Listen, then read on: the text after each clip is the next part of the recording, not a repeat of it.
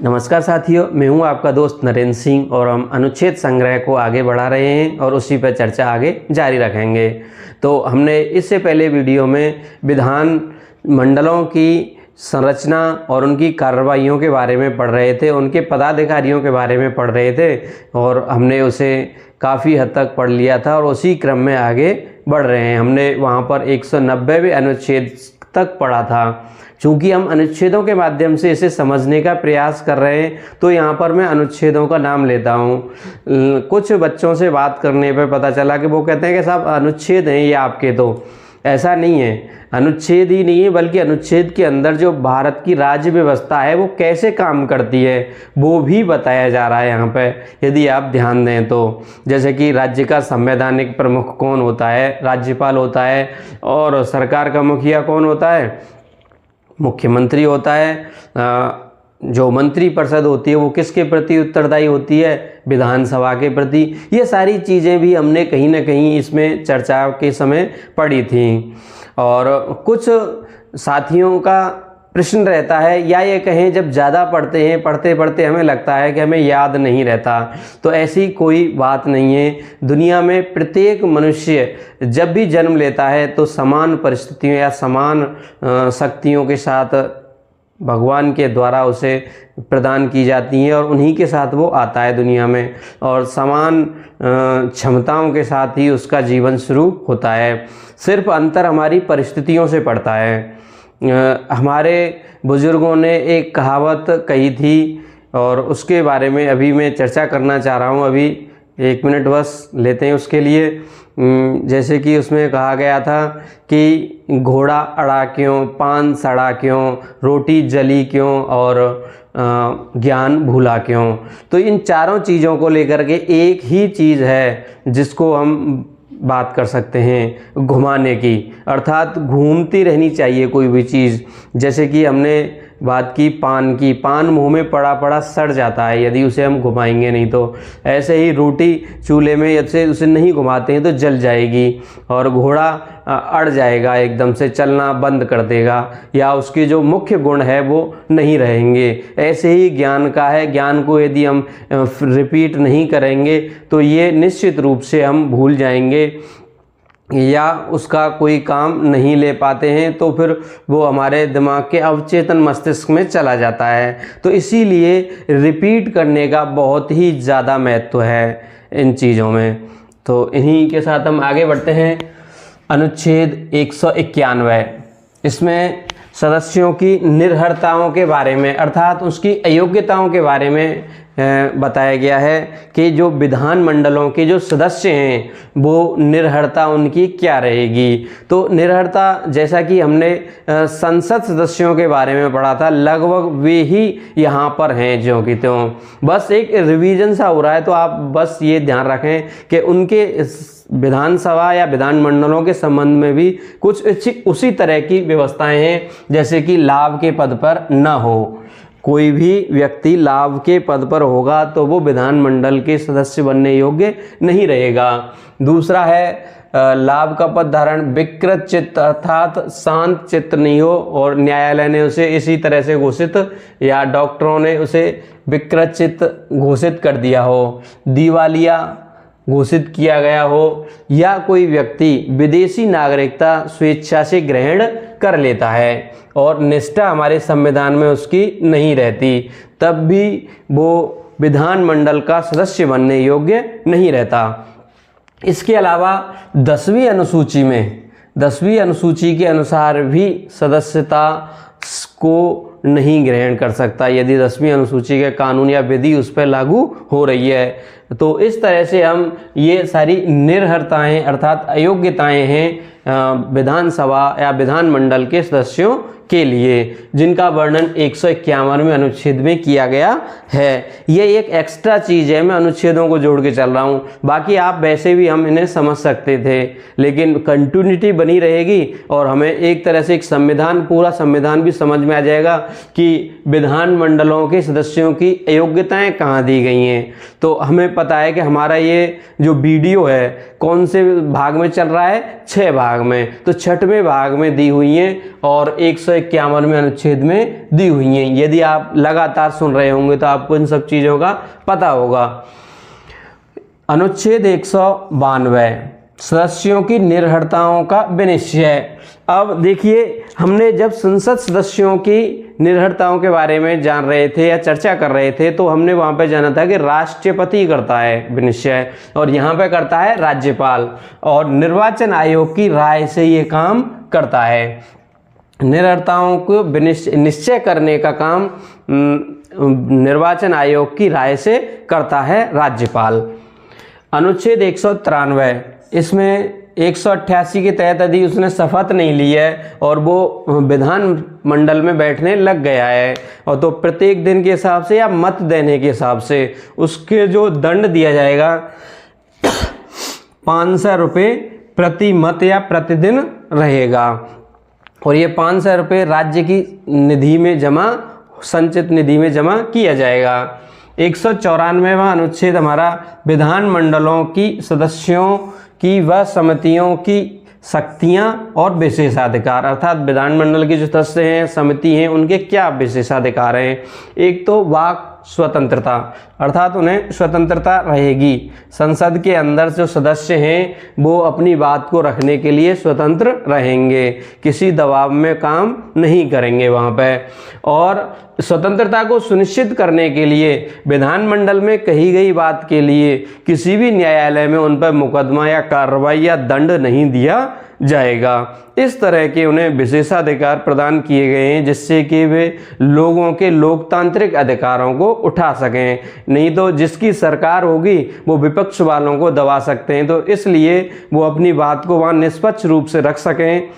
जो विपक्षी पार्टी के हैं या उन्हीं के पार्टी के हैं तो वो रख सकते हैं, और निर्वाचन या न्यायालय से वो बच जाते हैं इन विशेषाधिकारों के कारण। अनुच्छेद 195 सदस्यों के वेतन और भत्ते। सदस्यों के जो वेतन भत्ते हैं विधानमंडल विधि के द्वारा समय समय पर इन्हें अवधारित या निश्चित करता है। इसके अलावा संविधान में एक प्रावधान और किया गया है इसमें 195वें अनुच्छेद में कि संविधान लागू न होने से पहले उस राज्य की जो विधानसभा के सदस्यों को जो सुविधाएं मिलती थी वो सुविधाएं उन्हें मिलती रहेंगी। 196वें अनुच्छेद बहुत ही महत्वपूर्ण है, विधेयकों के बारे में पुनर्स्थापना या पारित करने के संबंध में उपबंध करता है या उसकी विधि को बतलाता है।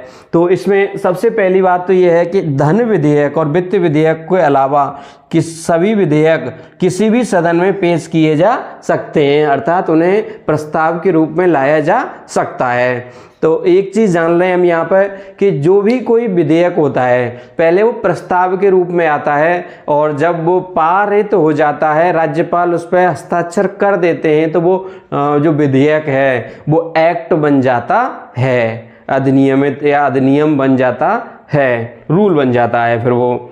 तो दोनों सदनों में बहुमत से पारित होकर के, और इसे अलग अलग पारित करना पड़ता है यहाँ पे, क्योंकि यहाँ पे संयुक्त बैठक बुलाने की व्यवस्था नहीं होती। और सत्रावसान होने पर कोई भी विधेयक लैप्स नहीं होता या व्यपगत नहीं माना जाता। ये जैसे सत्र चल रहा है और सत्र के बीच में यदि कोई विधेयक चल रहा है और सत्र कैसे भी सत्रावसान हो गया कैसी भी परिस्थितियों में, तो वो विधेयक जो है व्यपगत नहीं माना जाएगा, बल्कि जो नेक्स्ट सत्र चलेगा उसमें उसे दोबारा से उस पर चर्चा होगी और उसे पारित किया जा सकता है। इसके संबंध में एक अन्य बात और भी है, जैसे कि कोई विधेयक मान लीजिए सत्र चल रहा है विधान सभा और विधान परिषद दोनों का सत्र, अब विधानसभा में वो लंबित है या विधानसभा ने पारित कर दिया और वो विधान परिषद में लंबित है और विधानसभा विघटित हो गई, मान लीजिए यदि विधानसभा विघटित हो जाती है तब विधेयक लैप्स हो जाता है। तो ये कुछ नियम हैं विधि बनाने के विधानमंडलों के, जो कि 196वें अनुच्छेद में जिनका वर्णन किया गया है। अनुच्छेद 197 धन विधेयक से अलग विधेयक पर विधान परिषद की शक्तियां। अब देखिए यहाँ पर विधान परिषद और विधानमंडल दो हैं, और हम जानते हैं कि जो विधानसभा होती है वो निर्वाचित सदस्यों की डायरेक्ट जनता चुनती है और निर्वाचित सदस्यों की सभा होती है, और जो विधान परिषद होती है उसे अन्य तरीकों से चुना जाता है उनके सदस्यों को। तो विधान सभा को ज़्यादा अधिकार होते हैं। तो हम देखते हैं कि विधान परिषद को क्या है, तो विधान परिषद के पास ज़्यादा अधिकार नहीं है, वो एक सुझाव देने वाली या एक सलाहकारी संस्था के रूप में ही काम करती है ज़्यादातर। और विधान जो भी विधान सभा के द्वारा पारित होकर के आता है तो पहली बार में 3 महीने तक रोक सकती है और उसे सुझाव दे करके लौटाने होता है विधेयक, लौटाने होते हैं विधेयक। और दोबारा यदि भेजती है विधानसभा उसी को पारित करके तो 1 महीने तक और उस पर विचार कर सकते हैं और उसे लौटाना होता है। तो इस तरह से हम देखते हैं कि विधान परिषद के पास ज़्यादा शक्तियां नहीं होती बल्कि एक सलाहकारी संस्था के रूप में काम करती है विधान परिषद राज्यों में। अनुच्छेद 198 अब ये धन विधेयक की विशेष प्रक्रिया। अब देखिए यहाँ पर हमने संसद के बारे में जब हम पढ़ रहे थे तो संसद के बारे में पढ़ते समय ऐसा ही एक अनुच्छेद आया था, याद करें तो वो हमारा 109वां अनुच्छेद था और उसमें धन विधेयक की विशेष प्रक्रिया के बारे में बताया गया था कि विधानसभा में रखा, वहाँ पर क्या था लोकसभा में रखा जाएगा, यहाँ पर धन विधेयक विधानसभा में ही रखा जाएगा। और 14 दिन में विधान परिषद, अब यहाँ से पारित हो गया विधानसभा से पारित होकर के कहाँ जाएगा विधेयक, विधान परिषद में। तो विधान परिषद जो है उसे 14 दिन में अपने सुझावों सहित देना होगा। यदि वो सुझाव नहीं देती है तो उसे पारित मान लिया जाएगा, इसलिए उसे 14 दिन के भीतर ही सुझावों सिफारिश सहित लौटाना होगा और नहीं तो उसे स्वीकार। अब सुझाव दिए, पहली बात तो यह है कि वो यदि नहीं देती है तो वो जो कि त्यों पारित मान लिया जाता है, उसके 14 दिन के बाद इंतजार नहीं किया जाता उसकी सिफारिश का। और यदि उसने सिफारिश दे भी दी तो विधानसभा जो है उन सिफारिशों को स्वीकार करे ना करे, ये उसके ऊपर डिपेंड करता है, निर्भर करता है। तो यहाँ पर धन विधेयक के संबंध में भी विधान परिषद के पास ज़्यादा शक्तियाँ नहीं होती।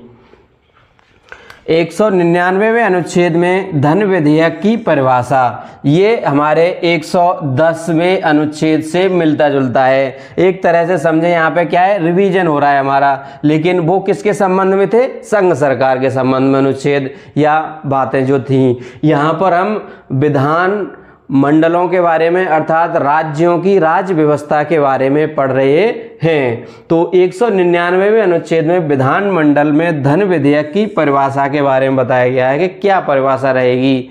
इसमें एक तो करों के बारे में बात की गई होगी, करों के अधिरोपण किया जाएगा, उत्साधन, परिहार, परिवर्तन, अर्थात या तो यह लगाया जाएगा या कम किया जाएगा या उसमें परिवर्तन किया जाएगा।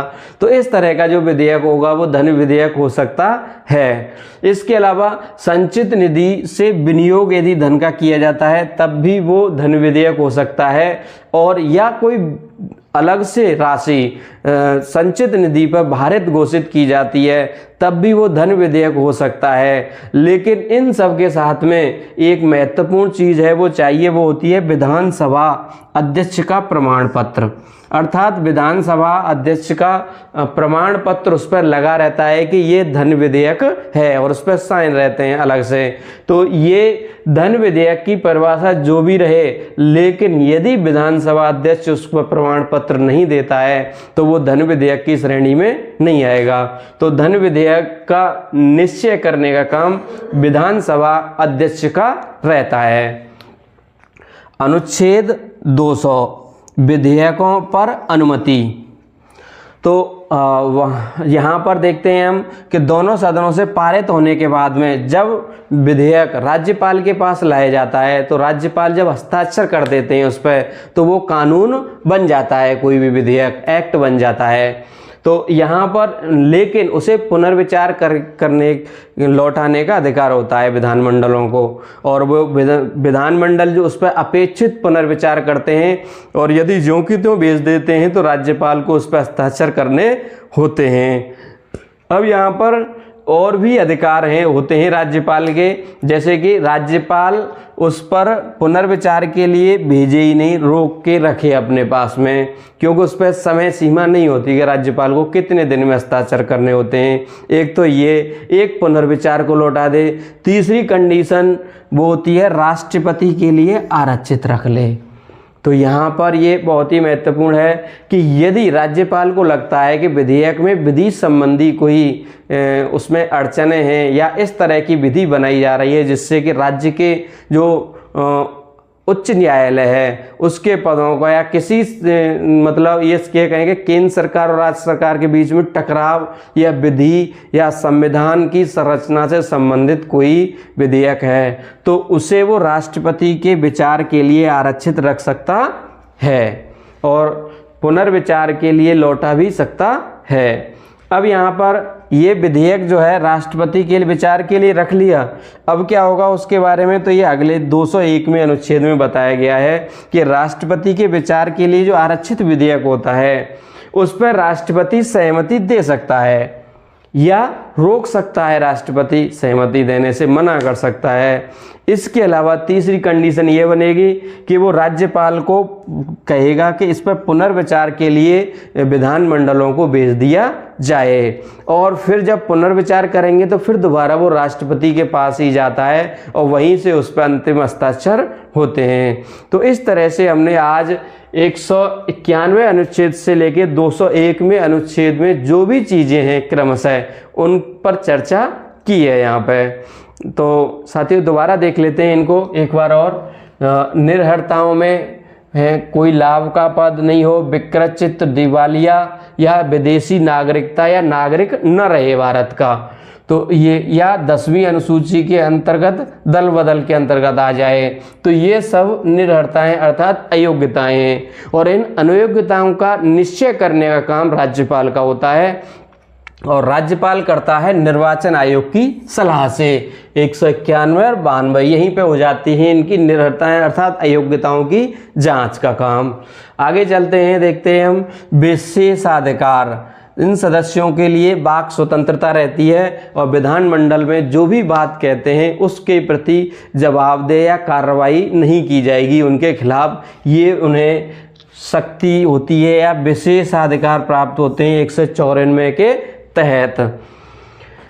196 अनुच्छेद में देखते हैं हम विधेयकों को पेश करना, तो कहाँ पर भी साधारण विधेयक किसी भी सदन में रखा जा सकता है और दोनों सदनों को अलग अलग पारित करना होता है यहाँ पर, क्योंकि संयुक्त बैठक का कोई प्रावधान नहीं है। सत्रावसान होने पर कोई भी विधेयक लैप्स नहीं होता, बल्कि कब लैप्स होता है जब विधानसभा उसे पारित कर दे और विधान परिषद में लंबित हो और विधानसभा विघटित हो जाए किसी कारण से, तो वो व्यपगत माना जाता है। धन विधेयक के विशेष प्रक्रिया 198वें अनुच्छेद में दी गई है राज्यों के संबंध में, तो ये विधानसभा में ही रखा जाता है और 14 दिन में विधान परिषद को सिफारिशों सहित लौटाना होता है। आगे चलते हैं, 199वें अनुच्छेद में धन विधेयक की परिभाषा दी गई है और धन विधेयक की परिभाषा का निश्चय करने का काम होता है विधानसभा अध्यक्ष को, वही प्रमाण पत्र देता है उस पर लिख करके हस्ताक्षरों से।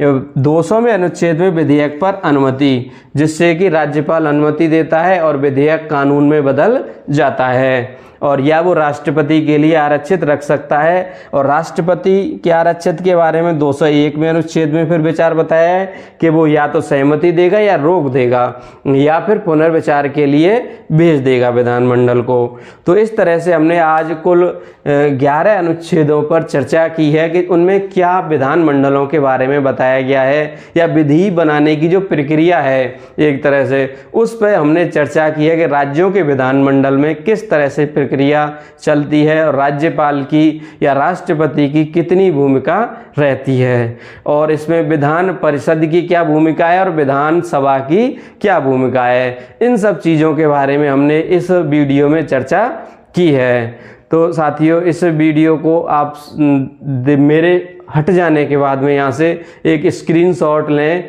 और उसके बाद आप उससे नोट्स बना सकते हैं। तो ये सारी चीज़ें समझने के बाद में यदि कोई डाउट रहता है तो आप कमेंट बॉक्स में कमेंट करें और मेरे लिए उसे डालें, जिससे कि मैं आपके समस्याओं का कोई हो तो उसका समाधान कर सकूं। साथियों, पूरा वीडियो देखने के लिए धन्यवाद, और यदि अच्छा लग रहा है तो आप चैनल को सब्सक्राइब करें, दोस्तों को भी करने के लिए प्रेरित करें, और पूरा वीडियो देखने के लिए धन्यवाद।